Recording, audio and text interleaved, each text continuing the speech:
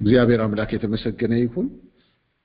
የመጽሐፈ አብድዩን ወይም ትንቢተ አብድዩን የጀመርነውን እሱን ነው የምንቀጥለው እና ወደ ትንቢተ አብድዩን እንሄድና ምዕራፍ 1 ብቸኛውን ምዕራፍ እናነባለን። እንግዲህ ዛሬ ገና መትገቡ ካላችሁ አብድዩ የሚገኘው በኢዮኤልና በዮናስ በትንቢተ ዮናስ መካከል ነው የሚገኘው።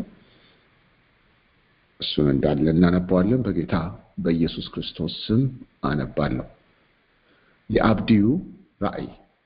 ጌታ እግዚአብሔር ስለ ኤዶምያስ እንዲህ ይላል፣ ከእግዚአብሔር ዘንድ ወሬ ሰምተናል። መልእክተኛ ወደ አሕዛብ ተልኮ ተነሱ፣ በላይዋም በሰልፍ እንነሳ ብለዋል። እነሆ በአሕዛብ ዘንድ ታናሽ አድርጌሃለሁ፣ አንተ እጅግ ተንቀሃል።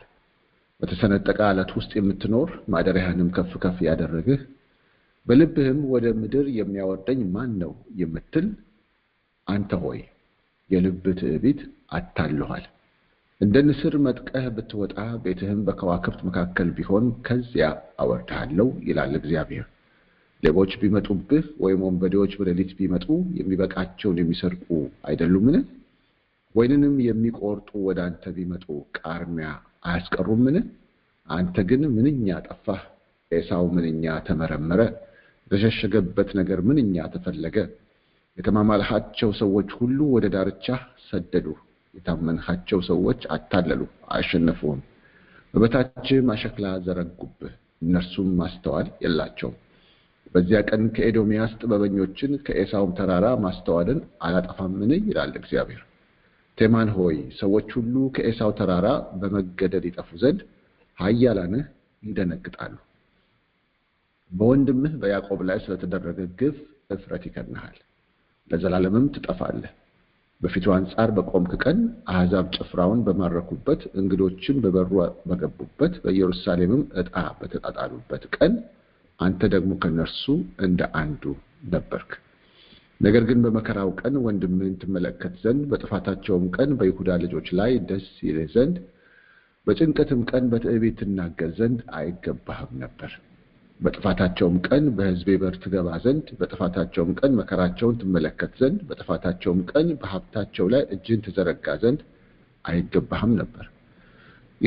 የሸሹትንም ለመግደል በመንታ መንገድ ላይ ትቆም ዘንድ፣ በጭንቀትም ቀን ከእሱ የቀሩትን አሳልፈህ ትሰጥ ዘንድ አይገባህም ነበር።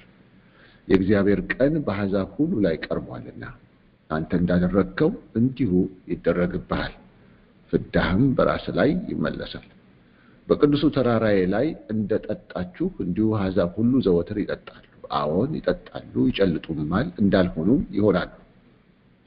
ነገር ግን በጽዮን ተራራ ላይ የሚያመልጡ ይሆናሉ፣ እርሱም ቅዱስ ይሆናል። የያዕቆብም ቤት ሰዎች ርስታቸውን ይወርሳል። እግዚአብሔርም ተናግሯልና የያዕቆብ ቤት እሳት፣ የዮሴፍ ቤት ነበልባልም፣ የኤሳው ቤት ገለባ ይሆናሉ። እነርሱንም ያቃጥሏቸዋል፣ ይበሏቸውማል።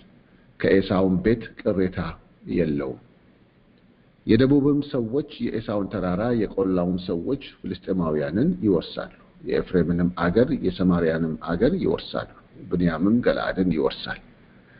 ይህም የእስራኤል ልጆች የጭፍራቸው ምርኮ የከነዓንን ስፍራ ሁሉ እስከ ሰራፕታ ድረስ ይወርሳል። በስፋራድም የሚኖሩ የኢየሩሳሌም ምርኮኞች የደቡብን ከተሞች ይወርሳሉ። በኤሳው ተራራ ላይ ይፈርዱ ዘንድ አዳኞች ወደ ጽዮን ተራራ ላይ ይወጣሉ፣ መንግስቱም ለእግዚአብሔር ይሆናል። እንግዲህ ትላንትና እና ከዛም በፊት የተመለከትነው አስቀድመን መግቢያ የሚሆኑንን ለታሪኩ መነሻ የሚሆኑትን አንዳንድ ሀሳቦች ስንመለከት ቆይተናል። ከዛ ትላንት በነበረን ጊዜ ደግሞ ከእነዚህን ለዚህ ለኤሳው ወይም ለኤዶምያስ የሚናገረውን የመጀመሪያዎቹን ሀሳቦች ተመልክተናል፣ እስከ ቁጥር 4 ድረስ ያለውን ማለት ነው። እና ወደ እነዛ አልመለስም። ዋናው ነገር ብቻ ኤሳው የያዕቆብ ወንድም እንደነበረ እና የኤሳው ልጅ ኤዶም በኤዶም ምክንያት እነዚህ የኤሳው ዝርያ የሆኑትን በሙሉ ኤዶም ወይም ኤዶሚያስ እያለ እንደሚናገር እና ካሁን በፊት ያደረጉት አንድ ትልቅ በደል እግዚአብሔር ያየው እንደነበረ በዚያ በደል ምክንያት አሁን የሚበቀልበት ጊዜ እንደሚመጣ ይሄ ነብይ አብዲዩ ሲናገር ነው እንመለከተው። አብዲዩ የሚናገረው መልእክት ከኤርሚያስም ደግሞ ስለዚሁ ስለ ኤዶሚያስ ወይም ስለ ኤሳው የሚናገረው ትንቢት ስላለ የሁለቱ ትንቢት መመሳሰል በአንድ ዘመን የነበሩ ነቢያት ሳይሆኑ አይቀርም የሚለውን ግምት የበለጠ ያጎላው ስለመሆኑ አይተናል። ስለዚህ ይህንን ክፍል ስንመለከት ከኤርሚያስ 49 ጋር አብረን አያይዘን ነበር ያየነው። ዛሬም አንዳንዱ ጥቅስ የሚገናኙትን ጥቅሶች ከኤርሚያስም ላይ ስለምናነብ ኤርሚያስ ትንቢተ ኤርሚያስ ምዕራፍ 49ንም አብረን ብንይዘው ጥሩ ይሆናል ማለት ነው። እንግዲህ ትላንትና እንዳየነው በኤዶሚያስ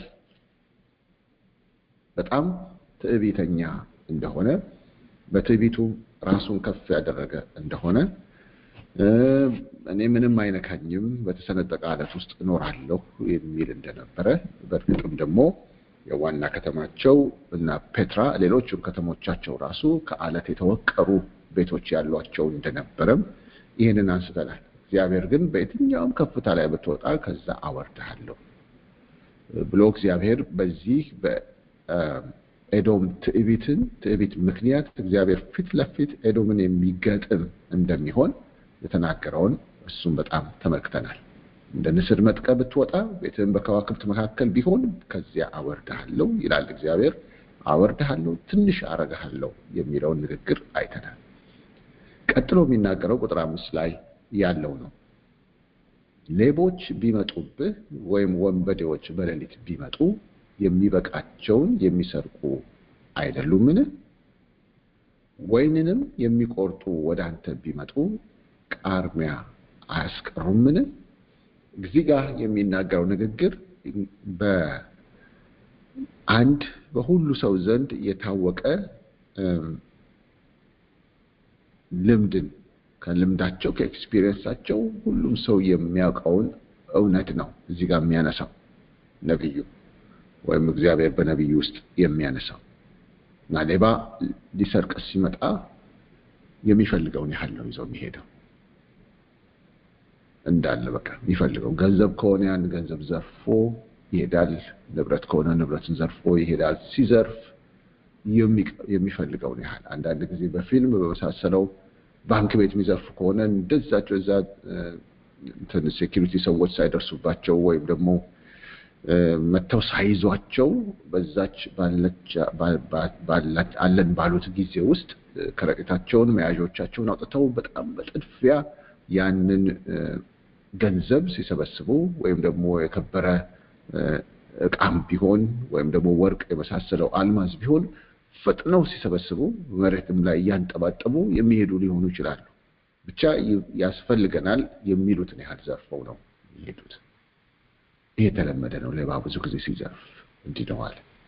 ሌላው ደግሞ ምሳሌ አድርጎ የሚያነሳው ወይንን የሚቆርጡ ሰዎች ወይንን ሲቆርጡ በእስራኤል በተለይ ደግሞ ሕግም ስላለ እስራኤል ሕግ ወይንን በመከራቸውን በሚሰበስቡበት ጊዜ ከዛፍ ላይ የሚቆርጡት ወይን ቢኖር ፍራፍሬዎች ቢኖሩ እንዳለ ፈጽመው አንድ ሳይቀር የሚያጠሩ እንዳይሆኑ በሕግ ታዘዋል። ስለዚህ ወይንን የሚቆርጡ ከሆነ ወይኑን የሚያስፈልጋቸውን ያህል ዋናውን ይቆርጣሉ። አንዳንድ ያስተርፋሉ ሆን ብለው ወይም ደግሞ በሚቆርጡበት ጊዜ መሬት ላይ የሚንጠባጠብ አለ። መሬት ላይ የሚንጠባጠበውን ከመሬት ላይ እንዳያነሱ በሕግ ተነግሯቸዋል። ከመሬት ላይ አያነሱ። እንደገና ዛፉ ላይ ያለውን ደግሞ በሙሉ አይጨርሱትም እና ዋና የሚለውን አንስተው ትንሽ ያስቀራሉ። አንዳንድ የሚያስቀሩት አለ። ይሄን ለምንድን ነው እግዚአብሔር አርጉ ብሏቸው የነበረው?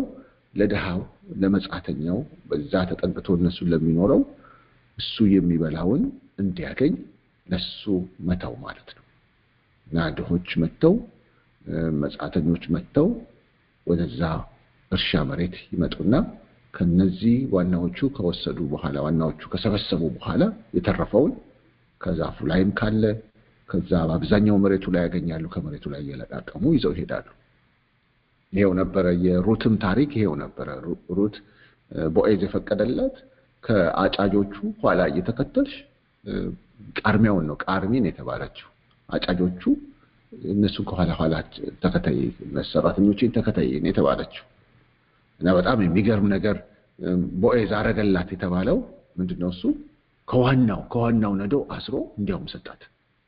እዛን ጊዜ ነው ሩት ይሄንን ማነው ኑሃሚን ይሄን ባወቀች ጊዜ አይ እግዚአብሔር የሆነ የጀመረው ነገር አለ በዚህ ሰው ከሱ እርሻ እንግዲህ ወደ ሌላ ሰው ወዲያም አትበይ ብሎ ብላ እንድትል ያደረጋት እና መጨረሻው ላይ በተለይ መጨረሻው ላይ ከዛ በፊትም በጎነትን አድርጎላታል። መጨረሻው ላይ ግን ከዋናው አሳቅፎ ነው የላካት እና ይሄ ባህል አለ። ይሄ እንደ ሕግ የሆነ ሆኖ ደግሞ የተቀመጠ ስለሆነ ወይን ቆራጮች በሚመጡበት ጊዜ ወይኑ ባፈራበት በደረሰበት ጊዜ ያንን ለመቁረጥ የሚመጡ ሰዎች ፈጽመው አይደለም ያ አንድ ሳያስቀሩ አይደለም ለቃርሚያ ያስቀራሉ። ለሚቃርሙ ትርፍራፊውን ለሚወስዱ ሰዎች ያስቀራሉ። እንዲህ አይደለም ወይ የሚደረገው? ሌባስ ሲመጣ ሁሉንም ይዘው ይሄዳል ወይ? የሚቆርጡት ሲመጡ ቃርሚያ አያስቀሩም ወይ ይለዋል። በነገራችን ላይ ይሄም ትንቢት በኤርሚያስም ላይ የተነገረ ነው። ትንቢተ ኤርሚያስ ምዕራፍ 49 እንግዲህ ስለ ኤዶም የተነገረው ከቁጥር 7 እስከ 22 ያለው ላይ ነው። ቁጥር 7 8 እና 9 እስከ ቁጥር 10 ድረስ ከ6 እስከ 10 ድረስ ያለውን አነባዋለሁ። ስለ ኤዶምያስ የሰራዊት ጌታ እግዚአብሔር እንዲህ ይላል፣ በውኑ በቴማን ጥበብ የለምን? ቴማን የኤዶም ከተማ ነች። በውኑ በቴማን ጥበብ የለምን? ከብልሃተኞችስ ምክር ጠፍቷልን? ጥበባቸውስ አልቋልን? እናንተ በድዳን የምትኖሩ ሆይ የኤሳውን ጥፋት የምጎበኝበትን ጊዜ አመጣበታለሁና ሽሹ፣ ወደ ኋላ ተመለሱ፣ በጥልቅም ውስጥ ተቀመጡ። ቁጥር 9 ወይን ለቃሚዎች ቢመጡብህ ቃርሚያውን አይተውልህምን? ሌቦችስ በሌሊት ቢመጡ የሚያጠፉት እስኪበቃቸው ድረስ አይደለምን? እኔ ግን ኤሳውን አራቆትኩት፣ የተሸሸጉትንም ስፍራዎች ገለበጥኩ። ይሸሸግም ዘንድ አይችልም። ዘሩም ወንድሞቹም ጎረቤቶቹም ጠፍተዋል፣ እርሱም የለም ይላል። ስለዚህ እግዚአብሔር በኤሳው ላይ ሲመጣ በኤዶም ላይ ሲመጣ የሚያመጣው የፍርድ አይነት ምንም የሚያስቀረው ነገር እንደሌለ የተናገረበት ቋንቋ ነው። ይገርማል። እግዚአብሔር መልእክቱን በሚያመጣበት ጊዜ በጣም ግልጽ ሆኖ ሊገባ በሚችል መንገድ ነው የሚያመጣው። እዚህ ቦታ ላይ የሚያውቁትን የታወቀውን ሌቦች ሲመጡ ወንበዴዎች ሲመጡ እንዴት እንደሚያደርጉ ይታወቃል። እንዲሁም ደግሞ የወይን ቆራጮች ሲመጡ ምን እንደሚያደርጉ ይታወቃል።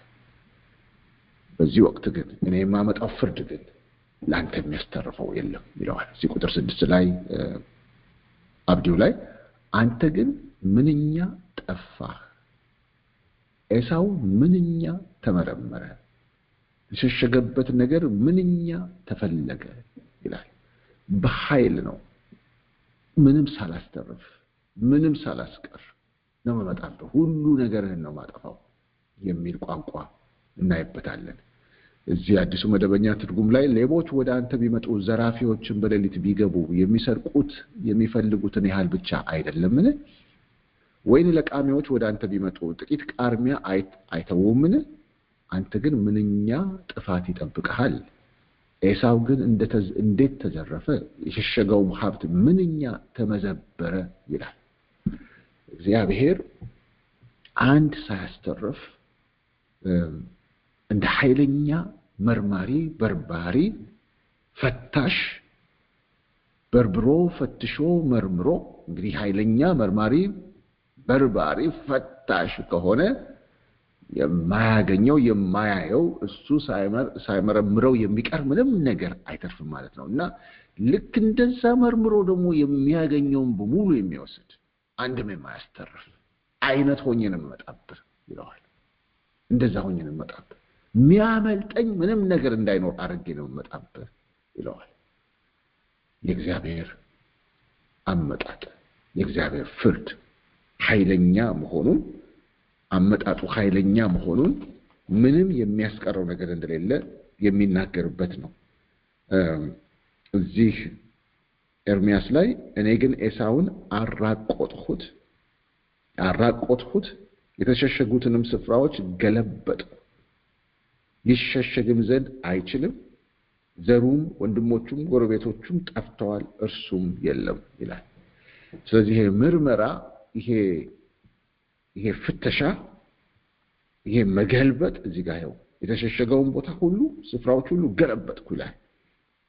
ይሄ ማንን ነው? የኤሳውን ዘር ማለት ነው። የኤሳውን ትውልድ ኤዶማውያን ነው። ኤዶማውያንን ሲመጣ ዕቃቸውን፣ ንብረታቸውን፣ ገንዘባቸውን ምናምን ብቻ ሳይሆን ሰዎቹን እንደዚህ ነው ማድናቸው ነው የሚለው። አድናቸዋለሁ፣ የሚተርፍ ልጅ አይኖርህም፣ የሚተርፍ ዘር አይኖርህም አይነት ነው የሚለው ይላል። እዚህ ላይ ይሸሸግም ዘንድ አይችልም፣ ዘሩም ወንድሞቹም ጎረቤቶቹም ጠፍተዋል፣ እርሱም የለም ይላል። ከኤርምያስ ላይ የሚናገረው ነው እያነበብኩ ያለሁት እና ምንም በማትተርፍበት መንገድ በርብሬ የሸሸከውን ሁሉ አወጣለሁ፣ የሸሸከው ልጅ የሸሸከውን ሰው ሁሉ አውጥቼ ጎልጉዬ አውጥቼ ነው መቀጣው ብሎ ይለዋል። በዚያ ቀን ይላል ቁጥር 8 ላይ ቁጥር 7 ላይ የተማማልሃቸው ሰዎች ሁሉ ወደ ዳርቻ ሰደዱ፣ የታመንሃቸው ሰዎች አታለሉ፣ አሸነፉህም፣ በበታችህም አሸክላ ዘረጉብህ፣ እነርሱም ማስተዋል የላቸው። እንግዲህ ቁጥር 7 ላይ ያለውን ከቁጥር 1 ጋር ትላንትና አያይዘን ተመልክተን ነበር። ቁጥር 1 ላይ ትላንትና የሚለው ያ አብዲው ሰማሁ የሚለው ከእግዚአብሔር ዘንድ የመጣው ያ ወሬ ምን የሚል ነው? ተነሱ የሚል ነው። በላይዋ ለሰልፍ ተነሱ፣ እንነሳ፣ በሷ ላይ እንነሳ፣ በኤዶም ላይ ተነሱ፣ በቴማን ላይ ተነሱ የሚል ድምፅ ነው እግዚአብሔር ዘንድ የመጣው። እና እነማን ናቸው የተነሱት ሲባል ጎረቤቶች የሆኑ ወይም ደግሞ ጎረቤትም ባይሆኑ ከኤዶምያስ ጋር ግንኙነት ያላቸው፣ ህብረት ያላቸው፣ ምናልባት የተፈራረሙ ቃል ኪዳን የገቡ ህዝቦች የሚባሉትን እንደ ወዳጅ የሚያያቸው አገሮች፣ እንደ ወዳጅ የሚያያቸው ህዝቦች እነሱ ውስጥ ነው ይሄ ጠላትነት የመጣው። ነገሩ ከእግዚአብሔር ነው የሆነው። ስለዚህ ምን አለው? የተማማልሃቸው ሰዎች ሁሉ ወደ ዳርቻ ሰደዱ፣ የታመንሃቸው ሰዎች አታለሉ፣ አሸነፉም፣ በበታችም አሸክላ ዘረጉብን፣ እነርሱም ማስተዋል የላቸውም።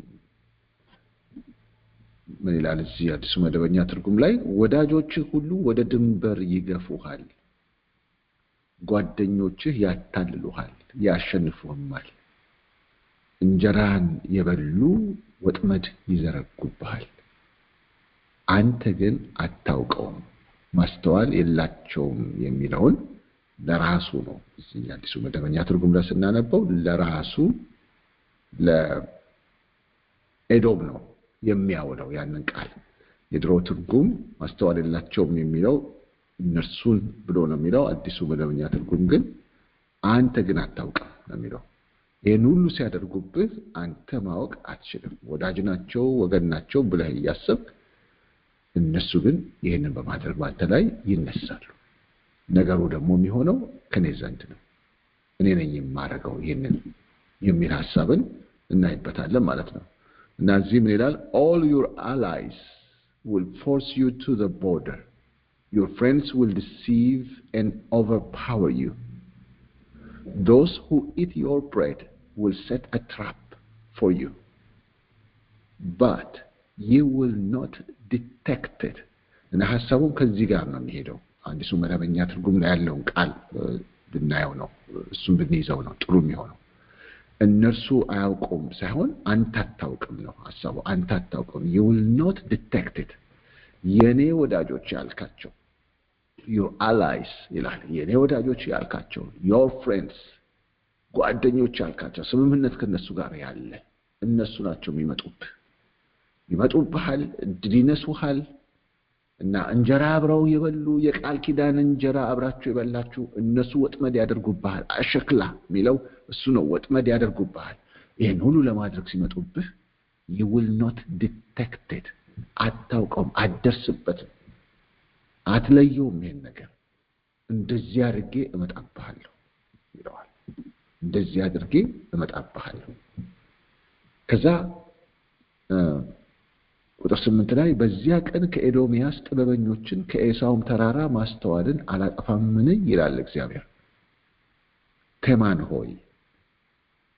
ተማን ሆይ ሰዎች ሁሉ ከኤሳው ተራራ በመገደል ይጠፉ ዘንድ ኃያላን ይደነግጣሉ ተማን ሆይ እንግዲህ ተማን የሚለው የቃሉ ትርጉም ቀጥታ ደቡብ የሚል ነው ይላል ነገር ግን ዋና እቺ ከተማ እንደሆነች ይናገራል እና ፔትራ ከምትባለው ቀጥሎ ያለች ከተማ ነች የታወቀች ከተማ ነች እና ስለዚህ በዚህ ተማን ሆይ በሚባለው ንግግር ልክ አዲስ አበባ እንደዚህ ያለች ዋሽንግተን እንደዚህ ያለች ክሬምሊን እንደዚህ ያለ ሲባል የመንግስት መቀመጫ የሆኑ ቦታዎች የሀገሪቱን አቋም የሚገልጡ ስለሚሆኑ አዲስ አበባ እንደዚህ ያለ ሲባል የኢትዮጵያ መንግስት እንዲህ ያለ እንደማለት ነው ዋሽንግተን እንደዚህ ያለ ሲባል የአሜሪካ መንግስት እንዲህ ያለ እንደማለት ነው ተማንንም እንደዚህ ነው የሚናገረው እና ከተማ ነው የታወቀው ከተማ ነው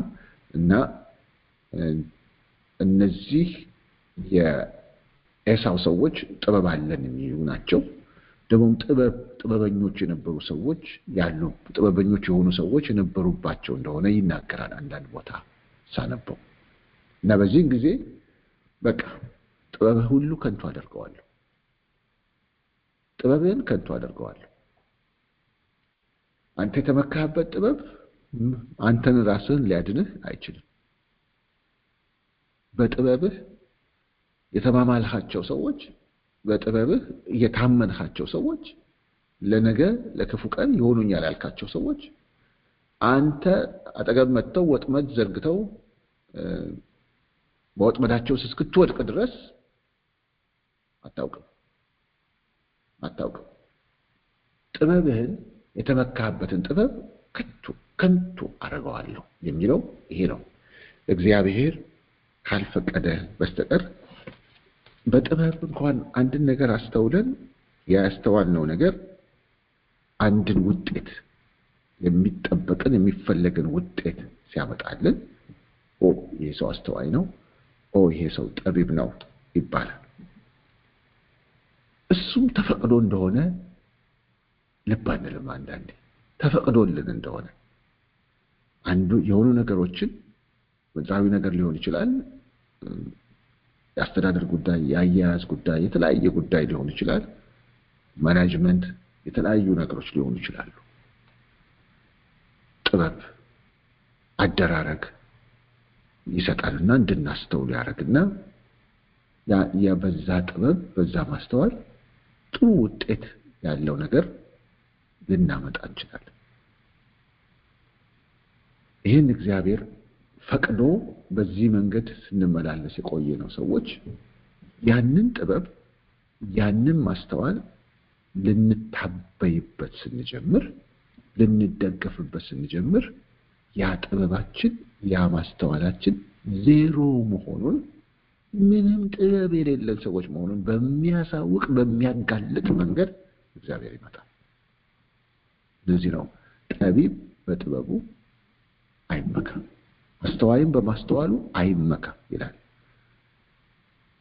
ልበሩ ሞኝ እኮ በሞኝነቱ አይመካ አይደለም ሞኝነት አያዋጣም ማስተዋል ሰው ባለማስተዋሉ እንደሚያስተውል ሰው አይምሰል አያዋጣውም ቢል እኮ ኦኬ yes ግልጽ ነው ጥበብ ስለሌለው ጥበብ የሌለው ሰው ምን አለኝ ብሎ ይመካ ጥበብ ካለው ግን something ማስተዋል ከቻለ something ብለን የምንለው ነው ግን እሱ የሚለው ምንድነው ጠቢብ በጥበቡ ሰውየውን እኮ ጠቢብ ነው የሚለው አስተዋይ ነው የሚለው አስተዋይ እኮ ነው አስተዋይ ነው ማስተዋል ጥበብ የሚባለው ነገር ያለው ሰው ነው ግን አይመካበት ይላል በራስ ማስተዋል አትደገፍ ይላል። your own understanding ይላል። ያ አንደርስታንዲንግ ማግኘት ያ ማስተዋል ማግኘት እኮ ቀላል አይደለም። አለማስተዋል እኮ ሕዝብን አጥፍቷል።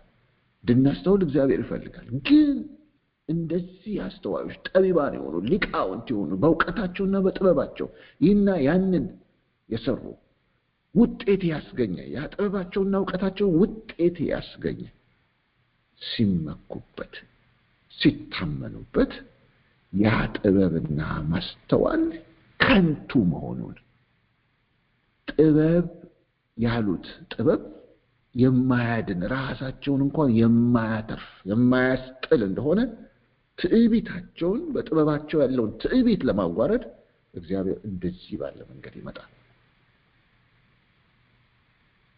በዚያ ቀን ከኤዶምያስ ጥበበኞችን ከኤሳውም ተራራ ማስተዋልን አላጠፋምን ይላል እግዚአብሔር ይላል። እዚህ በኤርምያስ ትንቢተ ኤርምያስ 49 ላይ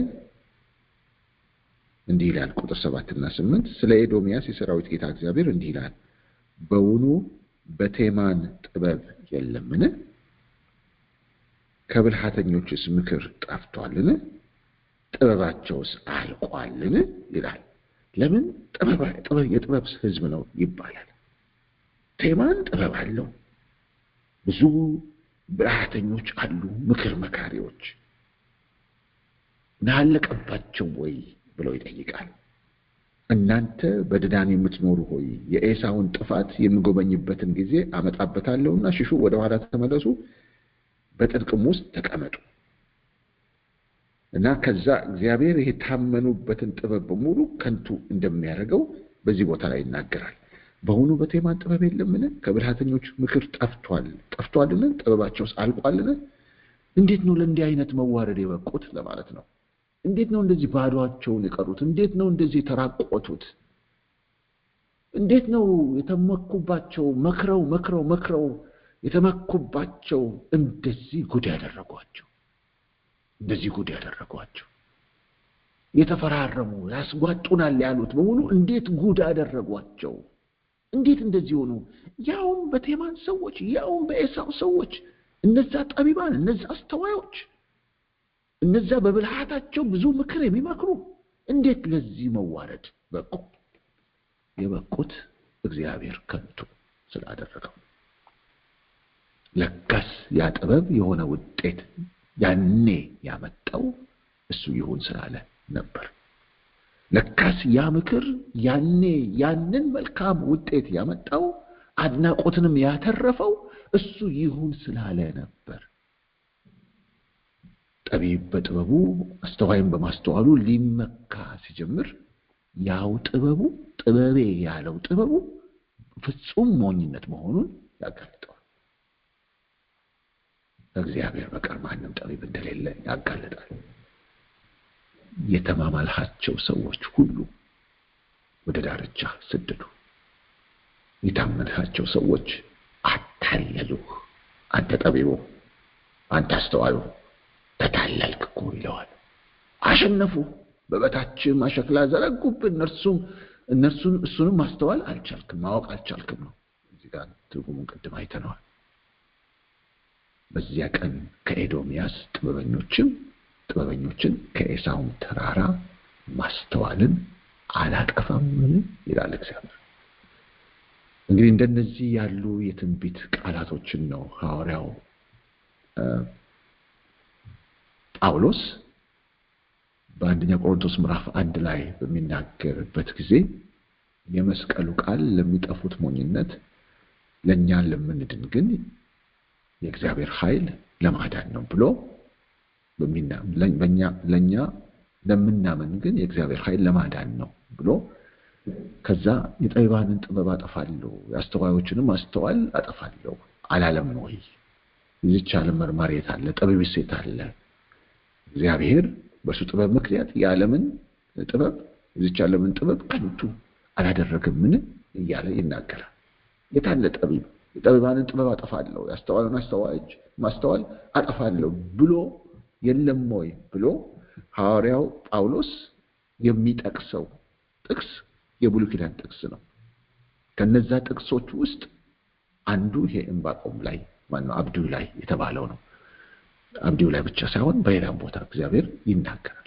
እግዚአብሔር የጠቢባንን ጥበብ ያስተዋዩን ማስተዋል ሲያጠፋው እንዴት ነው የሚያደርገው? የዚችን ዓለም ጥበብ ሞኝነት እንዲሆን አላደረገምን ይላል እዛ ላይ። የዚችን ዓለም ጥበብ ሞኝነት እንዲሆን አላደረገምን? በጥበባቸው የደረሱበት ነገር በጥበባቸው የሰሩት ስራ ያመጣልናል ያሉትን ውጤት ሳይሆን በጣም ዕውቀት የሌለው በጣም ሞኝ የሆነ ሰው የሚያመጣውን ውጤት እንዲያመጣ ያደርገዋል እግዚአብሔር። እና ያ ጥበብ ሞኝነት እንደሆነ ጥበቡን እኮ አይደለም ጥበብ ያሉትን እኮ ጥበብ አይደለም የሚወስድባቸው፣ ማስተዋል ያሉትን ማስተዋል አይደለም የሚወስድባቸው። ያ ማስተዋልን እዛው ትቶት ያው ጥበብን እነሱ ጋር ትቶት ያ ጥበብ ያመጣል የተባለውን ውጤት ያ ጥበብ ማስተዋል ያመጣል የተባለውን ውጤት ይነሳዋል። ከዛ ያ ጥበብ ተገልጧል፣ ግን ሞኝነት ሆኖ ተገኘ። ያ ጥበብ ተገልጧል፣ ለካስ ሰዎቹ ተታለዋል። በጣም ያወቁና ያስተዋሉ የመሰላቸው ጊዜ ተታለዋል። ትናንት የጥበብ አልሰራም ወይ? ሰርቷል። ትናንት የማስተዋል አልሰራም ወይ? ሰርቷል። ዛሬ ምን ነው ያው ጥበብ እንዴት ነው አልሰራ ያለው? እግዚአብሔር ነው አላ። ሊታበዩበት ጀመሩ። ያን ጥበብና ማስተዋል ሊታበዩበት ጀመሩ። እግዚአብሔርን ሊገዳደሩት ጀመሩ። ያለኛ ማንም አዋቂ የለም ማለት ጀመሩ። በሰዎች ላይ ራሳቸውን ከፍ ከፍ ማድረግ ጀመሩ። ራሳቸውን ላይ አወጡ። እንደ ንስር እንዳለው እዚህ ላይ አወጡ። ራሳቸውን ከፍ ከፍ አደረጉ። ያ በዲያብሎስ ውስጥ ያለው በልዑል የመመሰል ምኞት ተጠናወታቸው፣ ወረሳቸው።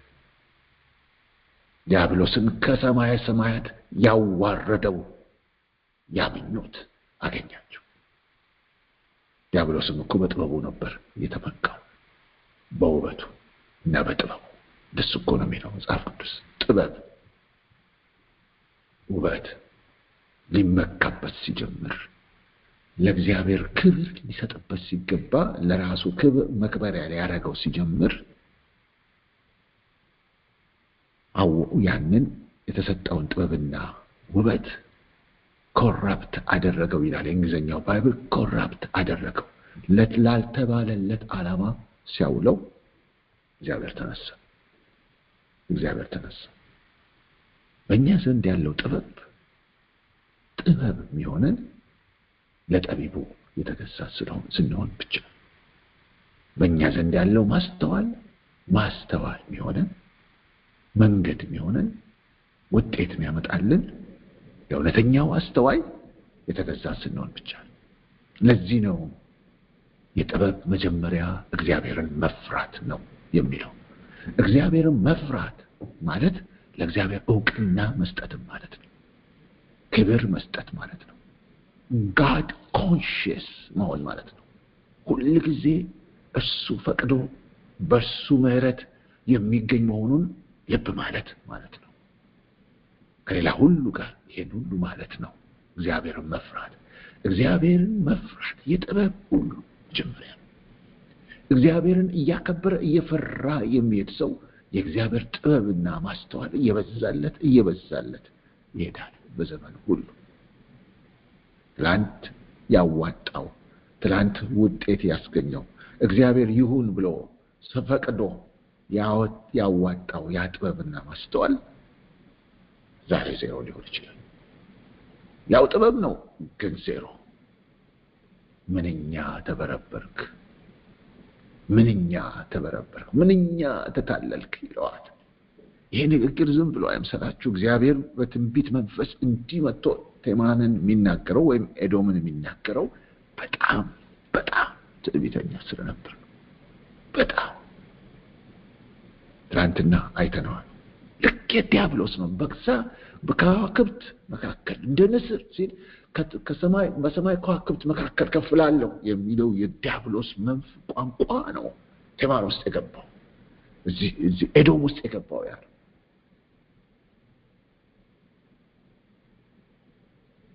ያሰራው ብዙ ክፉ ግፍ አለ። ቁጥር 10 ላይ የሚያነሳው በኤሳው ላይ ያ ብቻ አይደለም። ያንን ሁሉ ግፍ ሰርቶ ያንን ሁሉ አመጽ ሰርቶ ደግሞ ታበየው። ወዳጆች ሁሉ ወደ ድንበር ይገፉሃል። ጓደኞችህ ያታልሉሃል፣ ያሸንፉሃል። እንጀራህን የበሉ ወጥመድ ይዘረጉብሃል፣ አንተ ግን አታውቀውም። በዚያን ቀን ጥበበኛ ሰዎችን ከኤዶም አስተዋዮችንም ከኤሳው ተራሮች አልደመስስምን ይላል እግዚአብሔር። ኤሳው ግን እንዴት ተዘረፈ? የሸሸገውም ሀብት ምንኛ ተመዘበረ። ይሄ አሁን ያነበብኩት አዲሱ መደበኛ ትርጉም ነው። 7-8 እንደገና ቁጥር 6 እንዲያነበብኩት። ኤሳው ግን እንዴት ተዘረፈ? የሸሸገውስ ሀብት ምንኛ ተመዘበረ። እንዴት ሆነ? ኤሳው እኮ ነው አይነት ነው እኮ ንግግሩ። የታወቀው ጠቢቡ አስተዋዩ ሁሉን ጠንቅቆ የሚያደርግ እያንዳንዲቷን ነገር በጥንቃቄ የሚያደርግ እንዴት እንዲሆነ ይላል። እኔ ነኝ። በዚያን ቀን ጥበበኛ ሰዎች ከኤዶም አስተዋዮችንም ከኤሳው ተራሮች አልደመስስምን ይላል። አልደመስስምን እኔ ነኝ። በዚያን ቀን ይላል እዚህ የድሮ ትርጉም ላይ ከኤዶምያስ ጥበበኞችን ከኤሳው ተራራ ማስተዋልን አላጠፋምን? እስሚ እኔ ነኝ ይሄን ያደረኩት ይላል። እኔ ነኝ በአንተ ላይ የተነሳሁት እኔ እግዚአብሔር ነኝ። እንደዚህ ባዶህን ያስቀረው ያ የተመካበት ዕውቀት ምንም እንዳያስገኝልህ ያደረኩት እኔ ራሴ ነኝ። ቴማን ሆይ ሰዎች ሁሉ ከኤሳው ተራራ በመገደል ይጠፉ ዘንድ ኃያላንህ ይደነግጣሉ ይላል ቁጥር 9 ላይ። ቴማን ሆይ ሰዎች ሁሉ ከኤሳው ተራራ በመገደል ይጠፉ ዘንድ ኃያላንህ ይደነግጣሉ። እዚህ አዲሱ መደበኛ ትርጉም ላይ ቁጥር 9 እንዲህ ይለዋል፣ ቴማን ሆይ ተዋጊዎችህ ይደነግጣሉ፣ በኤሳውም ተራሮች ያሉ ሁሉ ተገድሎ ይጠፋል። ትጠፋላችሁ ሁላችሁም አትተርፉም ይላቸዋል። አትተርፉም። በዚህ በእንግሊዝኛው ላይ እንዲህ ይላል፣ your warriors ተዋጊዎች ጦረኞች your warriors Teman will be terrified and everyone in Esau's mountains will be cut down in the slaughter ይላል። ስለዚህ ታረዳሉ፣ ይጠፋሉ፣ አንድም አይተርፍም። አንተ በተሰነጠቀ ዓለት ውስጥ ነው የምኖረው ብለሃል። መትረፊያህን ማምለጫህን ደህና አድርገህ አዘጋጅተሃል። ደግሞም በተለያዩ ነገሮች እንዲረዱኝ ብለህ ወዳጆችን አብዝተሃል፣ ተማምለሃል፣ ኪዳን ገብተሃል እና ሁሉን ነገር ለራስህ ሴኪውር መሆን የምትችልበትን ነገር አድርገሃል። ከዛ ተማምነህ በትዕቢት እንዲያርጌ በጥበቤና በማስተዋሌ ይሄንን መንገድ ለኔ የሚበጅኝን ይሄንን መንገድ ቀይሻለሁ፣ ይሄንን ዘዴ ተጠቅሜያለሁ። ከዛ ምን ያሁን ያለ ስጋት ከፍ ብዬ መቀመጥ እችላለሁ። ማን ይነካኛል አልክ። ያንተ ተዋጊዎች ድንጋጤ ውስጥ ገብተዋል። አሁን ተርበትብተዋል። ለምን? የተመካበት እያንዳንዱ ደጋፊ ምሰሶዎች ተናወጡ፣ መደገፊያዎች ተናወጡ። አንዱም ሊያስጥሉህ አልቻለም። ሁሉም ይቆረጣሉ አለው። ከዛ በኋላ ነው እንግዲህ ይሄን ሁሉ ፍርድ እግዚአብሔር ሊያመጣ ለረጅም ዘመን ኤሳው እንዲህ ሲኖር ዝም ብሎት፣ አሁን ግን እግዚአብሔር ለፍርድ እንዲነሳ ምክንያት የሆነው ጽዋው የሞላለት የኤሳው በደሉ የኤዶም በደሉ ዋና ምን እንደሆነ መዘርዘር የሚጀምረው ከቁጥር 10 ጀምሮ። እሱን እንግዲህ ነው እንደ ጌታ ፈቃድ ሰኞ ዕለት ስንገናኝ የምናየው። መጀመሪያ ላይ እንደ መግቢያ እንዲሆነን አንስተነዋል፣ ግን በዝርዝር ማየት የምንጀምረው በጣም ዝርዝር ነው። በቃስ እግዚአብሔር እያንዳንዲቷን ይመዘግባታል። እንድል ያደረገኝ ነው። ይሄ በጣም ዝርዝር ነው። ንስሐ ገብተን በኢየሱስ ክርስቶስ ደም ታጥበን ከኃጢአታችን ነጽተን በአምላካችን ፊት የህሊና ነጻነት አግኝተን ከእሱ ጋር ህብረት ማድረግ ባንችል ኖሮ እግዚአብሔር እያንዳንዲቷን በደላችንን ይመዘግባል። ግን የኢየሱስ ክርስቶስ ደም ታሪክ ሰራልን። የእግዚአብሔር መዝገብ ላይ ያለውን የኛን በደል የእሱ ደም አስወገደልን። በምትኩ በኢየሱስ ክርስቶስ ጸጋ የምንሰራው ስራ ለኛ እንደ ገድል ተቆጥሮ መጨረሻ ላይ የመመስገኛ ምክንያት እንዲሆን ይጻፍልን ጀመር። የእግዚአብሔር ስም የተመሰገነ ይሁን። ያ ሆነ እንጂ ዋው እያንዳንዲቷን አይረሳትም፣ ይመዘግባል። ሲይዝ ማንም አይችለው፣ ሪከርድ ሲያደርግ ማንም አይችለው። ያን ዝርዝር የሚቀጥለው ሰኞ ዕለት እንደ ጌታ ፈቃድ እንመለከታለን። ዛሬ እንግዲህ ያየነው ትላንት የኤሳውን የኤዶም ትዕቢት እንዴት እግዚአብሔር ያንን ትዕቢት እንደገጠመው ያንን ትዕቢት እንዴት እንደሚያዋርድና ኤሳውን እንዴት እንደሚጥለው የሚናገረውን ሐሳብ ተመለከትን። ዛሬ ደግሞ የኤሳውን ጥበብና ማስተዋል ለትዕቢቱም ምክንያት የሆነው ያ ጥበብና ማስተዋል እንዳለ ሆኖ ጥበቡ እንዳለ ማስተዋሉ እንዳለ ሆኖ ግን ሞኝነት አድርጎ አሳልፎ ይሰጠዋል። ያ ጥበብ ያ ማስተዋል ዜሮ ይሆናል እያለ ዜሮ። እንደ ኤሳው ያለ ማን ሞኝ አለ?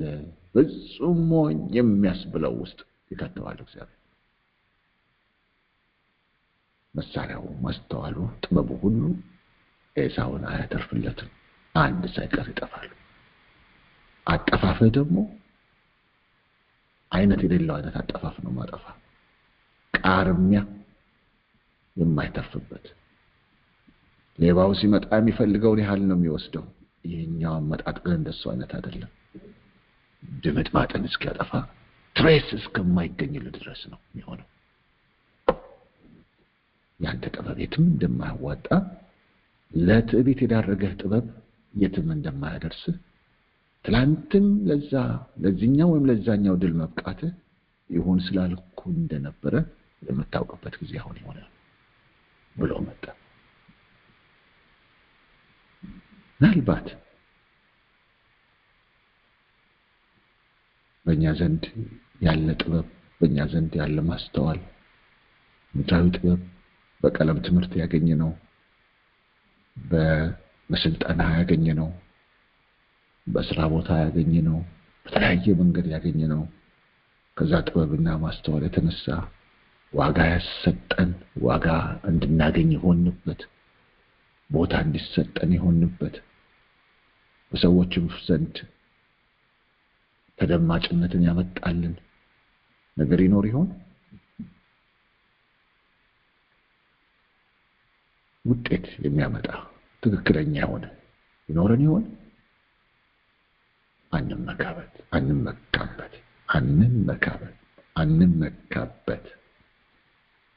አንደገፍበት። አስተዋይ ሰው እግዚአብሔር ማስተዋል የሰጠው፣ ጠቢብ ሰው እግዚአብሔር ጥበብ የሰጠው፣ እግዚአብሔር ለኛ ያደረገልን ይሁን ብሎ የሰጠን፣ ይህንን በሰጠን በርሱ እንደገፍ። ዕውቀትን ሁሉ ለዕውቀት ባለቤት እንሰጣለን። ጥበብን ሁሉ ለጥበብ ምንጭ እንሰጣለን። ማስተዋልን ሁሉ ለማስተዋል ምንጭ እንሰጣለን። ንጉሥ ሰለሞን እግዚአብሔርን ምን ትለምናለህ ብሎ ሲጠየቅ የሰጠኝ ሕዝብ ታላቅ ሕዝብ ነው፣ ይህንን ሕዝብ መምራት የሚችልበትን ጥበብና ማስተዋል ስጠኝ ብሎ ለመነ። እግዚአብሔር ደስ ተሰኘ በዚህ ልመና። ከዚያ ጌታ ቃል እንዲህ ይላል፣ በባህር ዳር እንዳለ አሸዋ። ጥበብና ማስተዋልን ሲሰጠው በባህር ዳር እንዳለ አሸዋ የልብ ስፋትን ሰጠው። አማርኛው የልብ ስፋትን የሚለው እንግሊዝኛው አንደርስታንዲንግ ብለዋል። ሰጠው በባህር ዳር እንዳለ አሸዋ ማስተዋልን፣ ልብታን ሰጠው ይላል። የተቀበልክ ከሆነ ልክ እንዳልተቀበለ ሰው ስለምንድን ነው የምትመካው? አለ ሐዋርያው ጳውሎስ ደግሞ ቆሮንቶስ ላይ ያለውን ትዕቢተኛ አማኝ። የተቀበልክ ከሆነ እንዳልተቀበለ ሰው ልክ ራስ እንደፈጠርከው ስለምንድን ነው የምትመካው አለው። እግዚአብሔር ይሰጣል በተለያየ መንገድ። ወላጆቻችንን ተጠቅመው እንድናስተውል ያደርጋል፣ ጥበብ እንድናገኝ ያደርጋል። ትምህርት ቤታችን ተጠቅሞ የተለያዩ ኤክስፒሪየንስ ውስጥ እንድናልፍ ማድረግ ይሰጣል። ግን እንዳንመካበት። ያ ጥበብና ማስተዋል አንዳች ውጤት አምጥቶልናል፣ ብዙ ነገር አምጥቶልን ይሆናል። እግዚአብሔር ይመስገን ይሁን ስላለ ነው። የጥበቡ ባለቤት የማስተዋሉ ባለቤት እሱ ራሱ ነው። ልንተባይበት ከጀመርን፣ ልንመካበት ከጀመርን፣ ከሌሎች እንደምንሻል አድርገን ልንቆጥር ከጀመርን ያው ጥበብ እያለ ያ ማስተዋል እያለ ዜሮ መሆኑን በመግለጥ አዋርደናል። ባለቤቱ እሱ መሆኑን ያሳያል። እንዲሁም ደግሞ የሚታበዩ በጥበባቸውና በማስተዋላቸው ከሌሎች እንበልጣለን የሚሉ እንደ ቴማን እንደ ኤዶም ያሉ መንግስታት አገሮች ቢሆኑ፣ ቴማን እንግዲህ ሀገር ነው፣ መንግስት ነው። ኤዶም ሀገር ነው፣ መንግስት ነው። ከሌሎች መንግስታት በላይ ነኝ፣ እንደዚህና እንደዚህ አይነት ጥበብና ማስተዋል አለኝ ብሎ የሚመካውን እግዚአብሔር ይመጣበታል። ብዙ የሚመጣባቸው የምድር መንግስታት አሉ። በጥበባቸው እግዚአብሔር በፈቀደላቸው ጥበብ ላይ ራሳቸውን አስቀምጠው ሌሎችን ቁልቁል አይተው የጥበቤ ይሄንና ይሄን ውጤት ያመጣልኛል ብለው የተመኩ ያ ጥበባቸው እንዳለ ሆኖ ሳይነካው ያሉት ውጤት ግን አይመጣም። ለካስ ይሄን ያህል ሞኝ ነበሩ የሚያስብላቸው አድርጎ ይመጣል። እግዚአብሔር ብቻ ጠቢብ ነው። እግዚአብሔር ብቻ አዋቂ ነው። እግዚአብሔር ብቻ ትልቅ ነው። ሌላ ማንም የለም። ይህንን እያስብን በጌታ ፊት ጥቂት እንጸልይና አጠቃላይ ጨርሳለሁ። እሺ፣ እግዚአብሔር አምላክ የተመሰገነ ይሁን። ንጉሥ ሰለሞን መክብብ ውስጥ ስለ ጥበብ ያወራውን አንድ ነገር አነብላችሁና ከዛ እንጸልያለን። ከአዲሱ መደበኛ ትርጉም አነባዋለሁ። ከዚያም ጥበብን እብደትንና ሞኝነትን ለመመርመር ሐሳቤን መለስኩ። አስቀድሞ ከተደረገው በቀር ከንጉሥ በኋላ የሚመጣው ሰው ምን ሊያደርግ ይችላል? ብርሃን ከጨለማ እንደሚበልጥ ሁሉ ጥበብም ከሞኝነት እንደሚበልጥ ተመለከትኩ። የጠቢብ ሰው ዓይኖች ያሉት በራሱ ውስጥ ነው። ሞኝ ግን በጨለማ ውስጥ ይራመዳል። ሆኖም የሁለቱም ዕድል ፈንታ አንድ መሆኑን ተገነዘብ። ከዚያም በልቤ የሞኙ ዕድል ፈንታ በእኔም ላይ ይደርሳል። ታዲያ ጠቢብ በመሆኔ ትርፌ ምንድን ነው አልኩ። በልቤም ይህ ደግሞ ከንቱ ነው አልኩኝ። ጠቢብም ሰው እንደ ሞኙ ለዘላለም አይታወስምና በሚመጡት ዘመናት ሁለቱም ይረሳሉ። ለካ ጠቢቡም እንደ ሞኙ መሞቱ አይቀርም አለ። ስለዚህ ኤርምያስ እንዲህ አለን። እግዚአብሔር እንዲህ ይላል፣ ጠቢብ በጥበቡ አይመካ። እግዚአብሔር እንዲህ ይላል፣ ጠቢብ በጥበቡ አይመካ። ይልቁኑ ምሕረትና ፍርድን ጽድቅንም በምድር ላይ የማደርግ እኔ እግዚአብሔር መሆኔን በማወቁና በማስተዋሉ በዚህ ይመካ። ደስ የሚያሰኙኝ እነዚህ ናቸውና